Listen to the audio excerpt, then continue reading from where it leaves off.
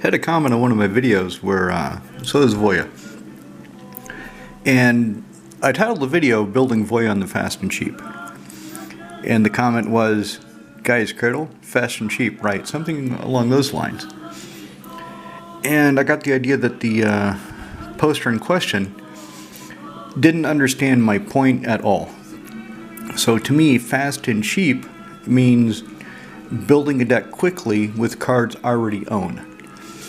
The price of the card now, the value of the card now, is irrelevant. If I already own it, then I'm not paying rent on it. I'm not buying it now. I have no more cost to sink into it. The only costs I incur are storage to keep the card. Maybe some mental worry when I take the deck out and I play it and I worry about somebody trying to nick it. So I thought today I would look at Edric. The reason is I think Edric is the deck that has the most disparity between what I paid for the cards years ago and what the cards are worth now. So let's start with Edric himself. So Edric, of course, is a 2/2 elf for 3. That whenever any creature hits one of your opponents, the controller may draw a card. So it encourages your opponents to smash into each other, and it encourages you to attack in turn. So this Edric was printed in, let's see, having trouble reading it with the light text on the gold, 2014. Originally, Edric was printed in 2011 in one of the commander decks. In fact, I think the first commander deck, probably Animar. And that's where I first acquired Edric. I bought the series of commander decks at the time when they came out. And I must say that compared to what we have today, those decks are weak. Weak as hell. The commander decks have gotten much better. They are faster, more tuned, more on point. But anyway, so Edric was printed in 2011, and it would have been around that time, 13 years ago, that I started building him. This, of course, is the foil version from Conspiracy. As soon as they spoiled that they're going to have Edric in Conspiracy, I thought, cool, I can get a foil one for my commander deck. So I bought the foil one as soon as I could, probably overpaid for it, and kept going from there. So not only is Edric one of my oldest decks, he's one of the decks that's had the fewest changes over the years. The newest card, I believe, is Monvuli. Yeah, he's from 2019. Monvuli, the Yavimaya Hermit. Let me see where she is. I know she's some kind of recluse. Joroyo, Monvuli Recluse. So she is, no, she's not. She's not the newest card in the deck. But you can see, just me flipping through it, most of the cards have been printed 4 years ago or less. But anyway, I want to talk about the financial value. I want to talk about the financial value of what I paid, what the deck cost me, versus what it would cost somebody to build this deck now, is just kind of a mental exercise. So Trigon Predator, back when I first acquired this, in about stupid gold 2008, I think that says.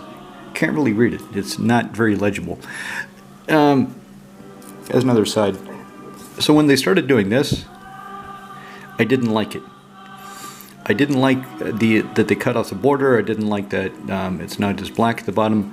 But looking at this Trigon Predator, I can see why they did it. For cards like this, it's actually a good idea, because I can't read the damn thing.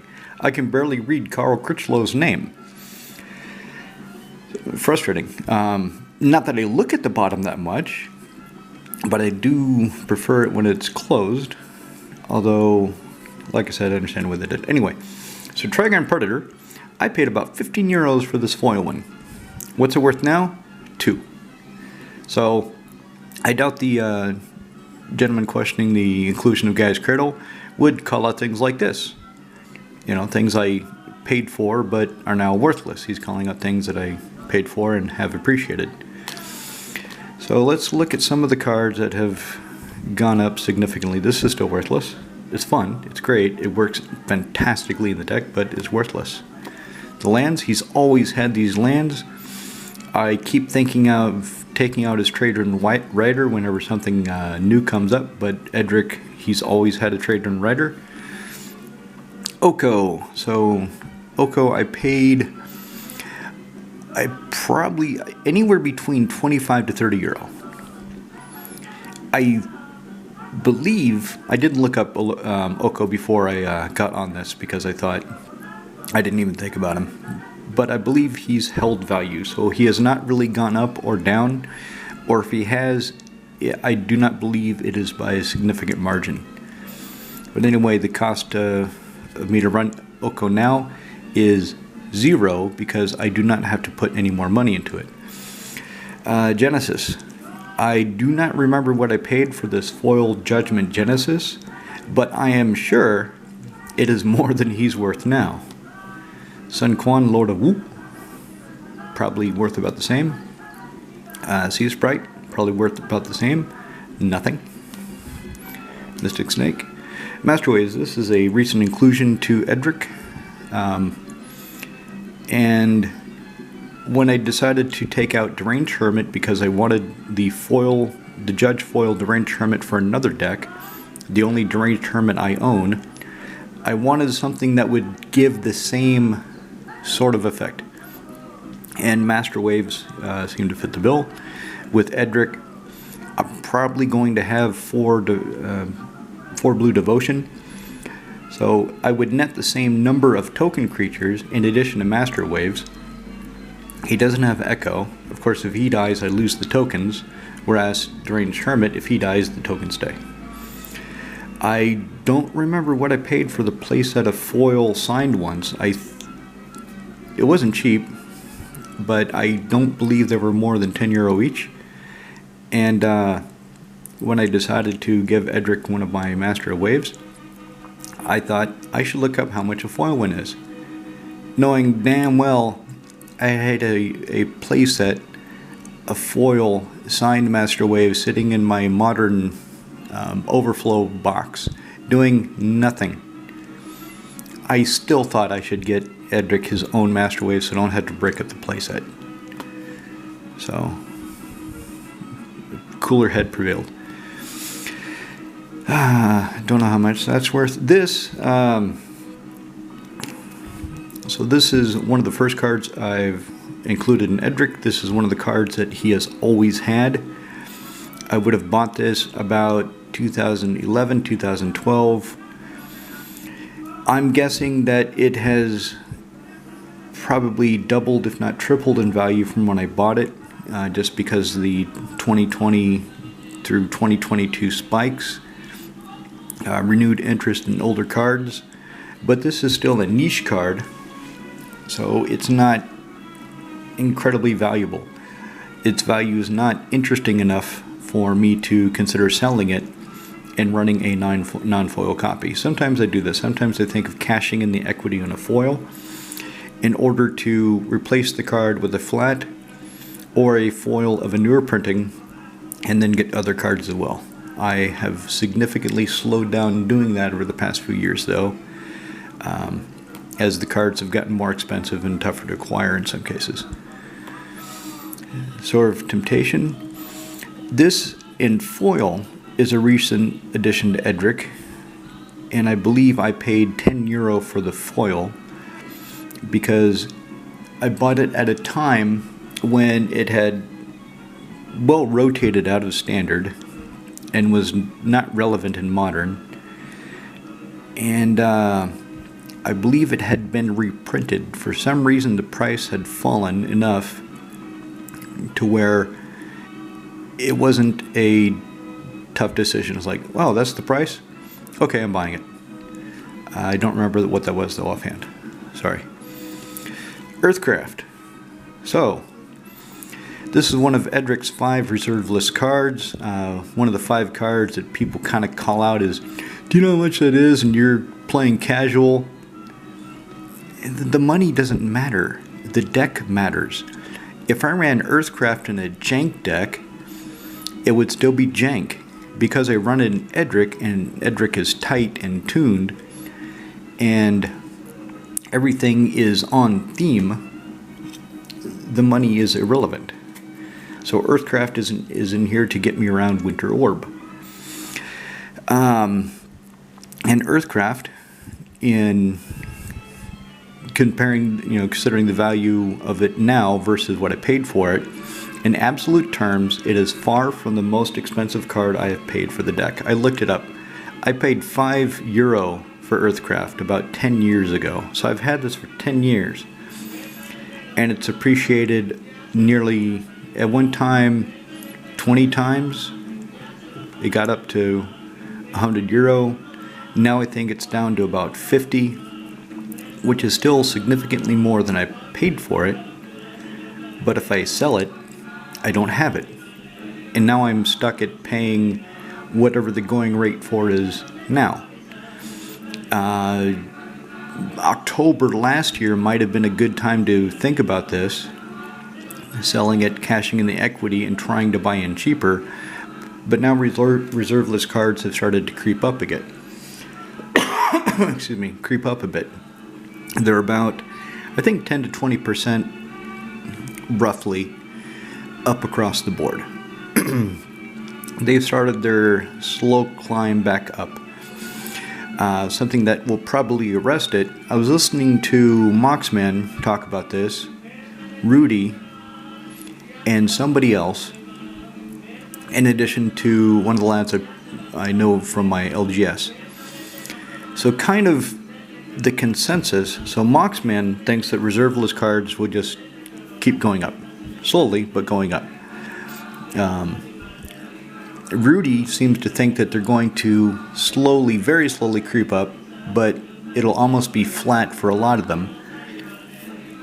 Whereas my friend at the LGS, he thinks reserve list cards, what's going to happen is the same as Rudy, that they will slowly creep up, but nowhere near as fast as they used to. Because people don't play them anymore. I remember Tempest when it came out. I never played Earthcraft, but I remember the card, I remember the set, I remember the story. But anybody playing now, they probably got into Magic 3 to 4 years ago. Maybe just 2 years ago. Because of the churn, because of the cycle of devotion to the game, how people come in. And the vast majority of players, and this is borne out by things Wizards have said themselves, the majority of players come in, they play for a few years, and then they drop out. Either their life changes, or they just get bored of the game. Something happens, and they just dump it. Other people that get addicted to the game, they get hooked on it, as I did. I'll admit it.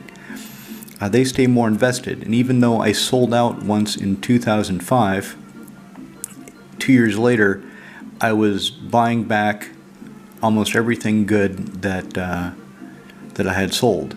I still don't have a library, Ancestral Recall. No way I'll ever get the number of dual lands back that I used to have. Guardian Beast, that's out of the question. Jihad, that's too expensive. So the cards have they still have nostalgia for me, the old cards like this. Somebody that started 2 or 3 years ago, their nostalgia is going to be for whatever was out 2 to 3 years ago, whatever they were playing. That's what they will remember. That's what they will have the fond images of whenever they recall playing this game. So reserve list cards, as the people that remember them and play them and can afford them get older and start dying off, the newer players probably won't pick them up because they'll be too expensive. Wizards will have printed things that make them less attractive. and they won't have the memories of it. They won't care. So Ancient Tomb, another card that this is worth about 3 or 4 times what I paid for it. 10 years ago I was picking them up for €10. Now they're worth about 40, maybe 50. But they got reprinted, so that controls the price. I thought maybe this was, in absolute terms, one of the most expensive cards in the deck, and it's not. I got this on a good deal. I looked it up on MKM. I picked this up for about €30. Even though it's full art, foil, it wasn't that much for some reason. I don't know what was going on at the time. I don't really remember. Edric is also the deck I have that has the oldest card that I actively play with, and it's not Flying Men, but that is one of the oldest cards that I actively play with. Videlian Click. So Videlian Click, when it first came out, when it was in Standard, it was €20, I think, €30. Foils, of course, were much higher. The Judge foil at one time was €100. I remember selling mine when it got to €100. I cashed in on the equity thinking I could buy it back. As the price didn't fall, I started thinking, yeah, well, I'll never get that again. But now the prices have tumbled like a rock, because anybody who plays Modern knows Videlian Click doesn't cut it. It doesn't cut it anymore. It's been printed at least 3 times. I think actually 4. So its value is tanked like a rock. I could replace this flat one of the foil one pretty easy. I just haven't been arsed to do it yet because I've been working on other decks. I've had other priorities. Vision's old. So I thought she was my newest card. And look, this is easy to read. Okay, 2020. No, she's not the newest card, but she is one of the newest additions to the deck, but worth nothing. I believe this is worth nothing. Cloud of Fairies, this is worth something, but not much, because it's only a common foil. What helps it maintain some value is it's a common foil from a well-regarded, well-loved set by the people that played with it, and it's a popular tribe. Plus it has a great effect. It comes into play, untap 2 lands, so you get a free flying 1/1 if it resolves. Sprite, Dryad's Fisticate, not worth anything. Ghost Quarter. At one time, foil Ghost Quarters were commanding some decent money. Nothing crazy. I think about €10. But now, Tectonic Edge, Field of Ruin. Nobody cares about Ghost Quarter anymore. Nobody wants to play it. Junk. I play it because I have it. And this is the other thing about the deck being expensive. All of these cards stacked up have some financial value. Even if I say it's nothing, that's not true. So if this is €1, if the Script Ranger is €1, if she is 50 euro cents, yeah, Original Legends Pendelhaven. I got this because I have always loved the art on this card. The Time Spiral version, I didn't like the border as much. I wanted the original. So a friend of mine, when he was selling out, and I said, yeah, I'm going to buy that Pendelhaven off you. I'm glad you have it. So we're up to that's about €40. And that's one of those Legends cards that it's good, but it's only good in certain decks. And in a good number of decks that I used to have it in, I took it out because I don't need to give 1/1s +1/+2. Hope of Gearport, it's probably €2. But the reason I'm doing this is you can see it's adding up. So €1, 2, 3, and then you have 5, and then you have 50 euro cents, and then you've got something that jumps. So in total, even the worthless cards command some price. You have to obtain them somehow. If you trade for it, your monetary cost in that transaction is nil, but you have to consider what it cost you to get the initial cards that you're trading for. So Tendershoot Dread. Okay, this is the newest card, but he's not actually the newest card, and his price is nowhere near what it used to be because they reprinted it. You're looking at the reprint. The reason this is here instead of the Mirrodin, I believe it's Mirrodin Indices or New Phyrexia, is in my modern collection I had an original foil revoker, and I wanted two as sideboard cards. I wanted a pair of them, and I want them to match. And this was worth, I think this cost me 50 crowns, maybe 80 crowns. It didn't cost me much. I don't remember it costing much. So I bought this one, swapped it into Edric, and gave the original foil to the, put it in the modern box.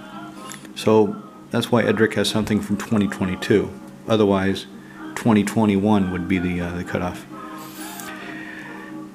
Yes, an Infiltrator. So if we're talking about value, if we're talking about cost, this card cost me a lot.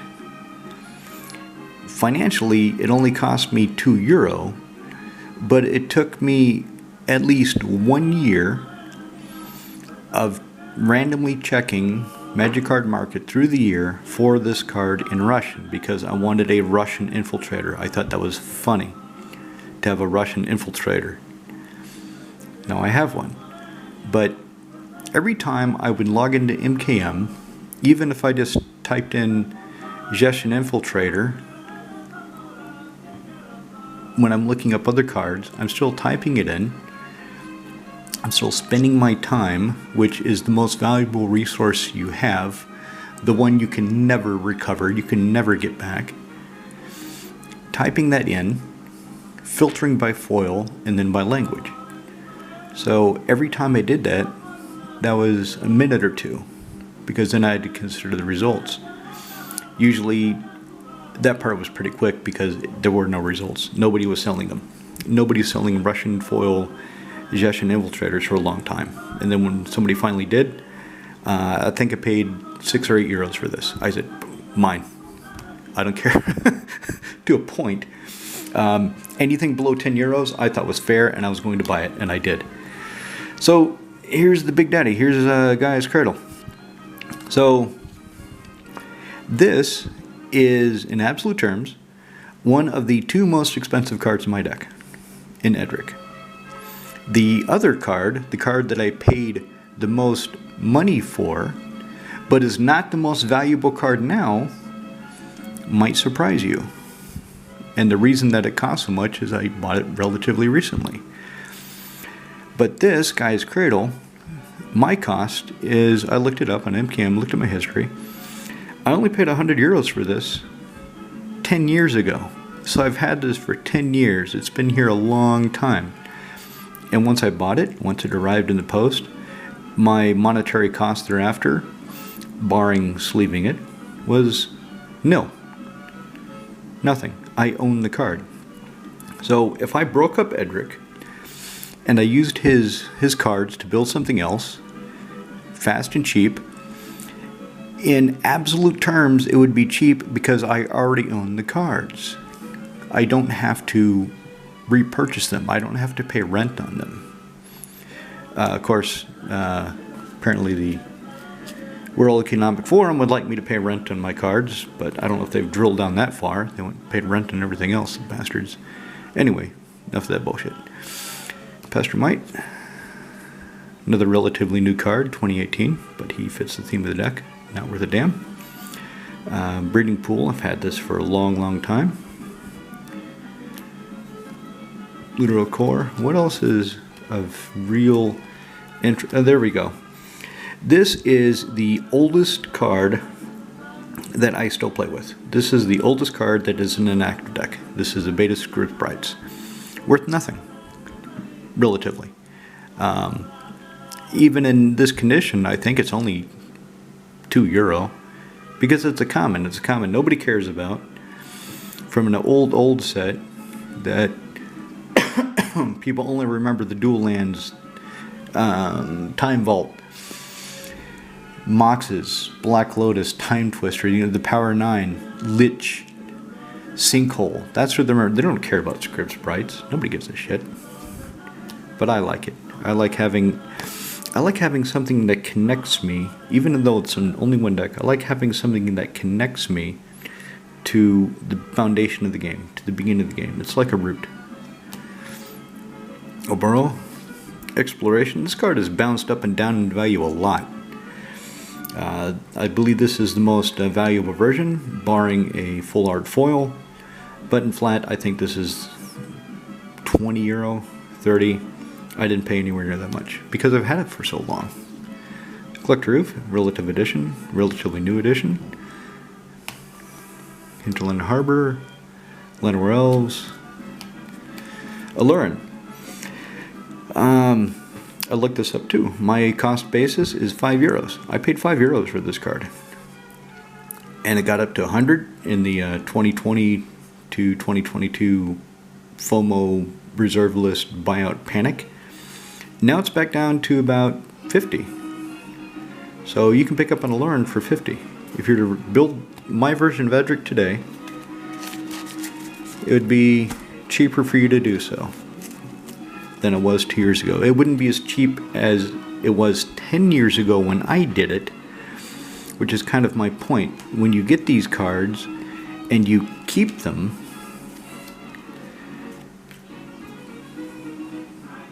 they're yours. You don't have to pay anything else for them. So you can build something fast and cheap with things you have. This, in absolute terms, for the money that I paid, is the second most expensive card in the deck. There's Alurin in here. There's Survival of the Fittest in here. Yavimaya Hollow is just right under Frostbringer. But because I bought this last year in Black Border German, I had to pay the premium for it. I had to pay a bit more. And the reason I wanted it is I had a fifth edition. I had a 5th edition Winter Orb in Edric, and I wanted to switch that out to another deck. Since Edric is German themed, I thought, would it be cool to get a German Winter Orb? And when I saw the name Frostbringer, I thought, oh shit, this is just too cool. Yeah, I'm getting a Frostbringer for Edric. So this is about €70 plus 3 to 7 for, probably about 7 for post, because it came registered from Deutschland or Austria, one of the two. So Gaea's Cradle is the most expensive card in the deck, both in terms of what I paid and in terms of the value now. Winter Orb is the second most expensive card in the deck for the money that I paid for each card, but it is not the most valuable card in the deck by absolute terms with today's valuations. I believe that honor goes to, this has fallen a lot too. This is down to about €50. You can pick up one of these for €50. Do it. They're great. I love Yavimaya Hollow. So yeah, this used to be worth €20-30, and I kept thinking about selling it, but I thought, I'll never get another foil on the original. They're just going to keep going up. Then it got reprinted. I haven't checked to see how far the value of the foil original Ravnica has fallen, but I'm sure it's taken a hit.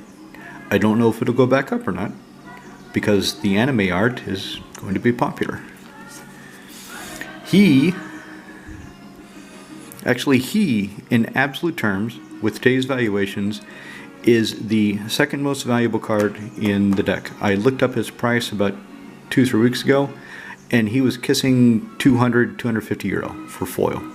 I thought, what the holy shit, it's that much? And I really thought about selling him, but then I wouldn't have one. I can get the reprinted foil, but I wouldn't have the original. And I like the originals. As you can tell, this one, she's valuable, but you can't tell in the sleeve, but she's played. She's beat. I got it from a friend of mine that he loved foils, and he didn't really care about condition, and he sold her to me years ago. Here we go, Survival of the Fittest. So I have this signed Survival of the Fittest. I looked up the price I paid, €30. Now it's worth a lot more. But anyway, yeah, I ran. Well, used to be I would get really upset when my camera would shut off, but ever since I figured out how to splice together the videos, I just don't kind of care anymore. So I was talking about Survival of the Fittest. How I paid 30 euros for this copy, this signed copy, 10 years ago. And it's been in Edric ever since. Maybe it was even longer. Maybe it was 12 years ago. I forget. But anyway, I've had it for a while. And now it's worth 120, 100, probably 150 signed. But my cost basis was what I paid is still only 30. And yeah, I rambled a lot because that's just what I do. Because I start looking at the cards, I get all excited at the pretty cards. Because I'm a bit of an aesthete. I love the art. I love the shininess of foils. I like the way they look. That's why I decided not to sell him.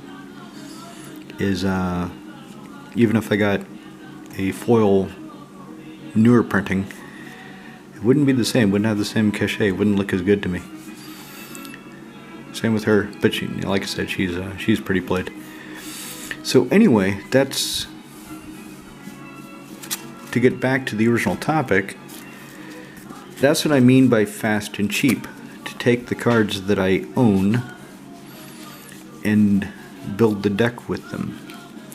Anything I buy afterwards, at that point for the deck, that's where I start counting the cost for that deck.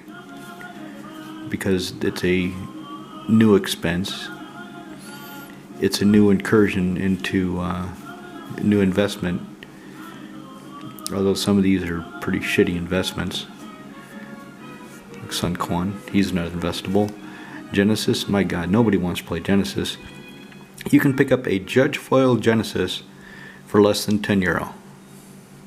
I think. Last time I checked it was anyway. Nobody wants to play him. Nobody cares. Nobody gives a shit. I have him in Edric because he's one of the most efficient recursion cards, and the creatures are cheap. So if I pay 3 to bring a creature out of the graveyard, whatever I bring out is not going to cost so much to recast, and I can throw him away to Survival of the Fittest without any hesitation whatsoever. That's another one. I remember when he was expensive because he was a house in either standard or extended at the time, type 2 as we called it. But now nobody cares. And that's the other thing.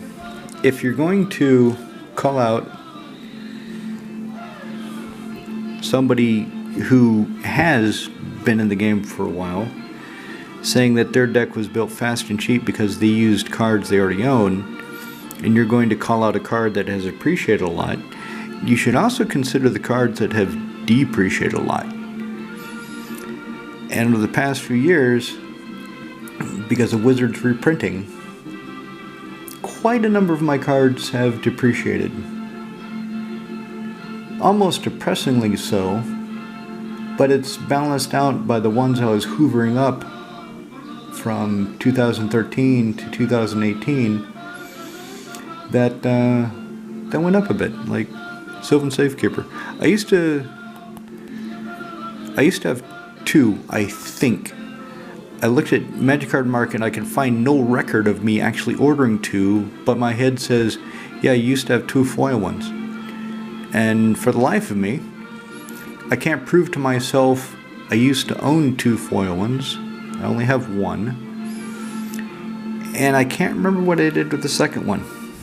Same thing with Gaea.